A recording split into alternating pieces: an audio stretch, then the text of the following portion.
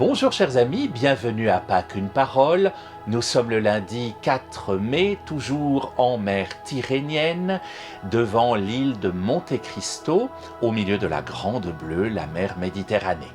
Je fais dialoguer, vous le savez, deux paroles. La première est biblique, elle est tirée de l'évangile de Luc et plus précisément au chapitre 10 de l'épisode de Marthe et Marie. Il ne s'agit pas de Marie, mère de Jésus, mais de Marie de Béthanie, la sœur de Lazare. Voici ce qui nous est dit au verset 39 et 40 de ce chapitre 10 de Luc. Marie, s'étant assise aux pieds du Seigneur, écoutait sa parole. Quant à Marthe, elle était accaparée par les multiples occupations du service. On sait ce que ça donne. Marthe va reprocher à sa sœur de ne rien faire. Et si on travaille bien cet épisode, on s'aperçoit que ce n'est pas la prière qui est meilleure que la vaisselle, c'est simplement d'être à ce que l'on fait qui compte.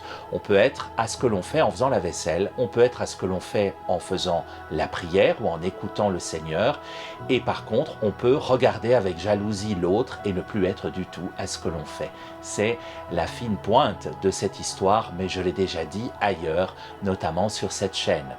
Je fais dialoguer cette parole biblique avec ce que nous dit Eti Ilsum en ce 4 mai. Ça s'appelle « Préparer l'avenir en soi ».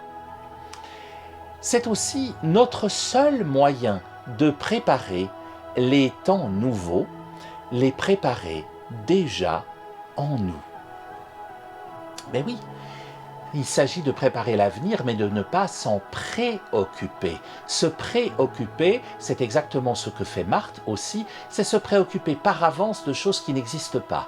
Préparer les choses en nous, c'est une manière de ne plus se préoccuper, mais d'être prêt lorsque l'événement arrivera, parce qu'on l'a déjà médité, ruminé, préparé au fond de nous. Ne nous préoccupons pas de l'avenir, mais préparons-le au fond de nous, ça changera tout. Faisons ainsi et retrouvons-nous demain, même écran, même parole dialoguée, même île de Monte Cristo derrière moi. D'ici là, chers amis, soyez bénis.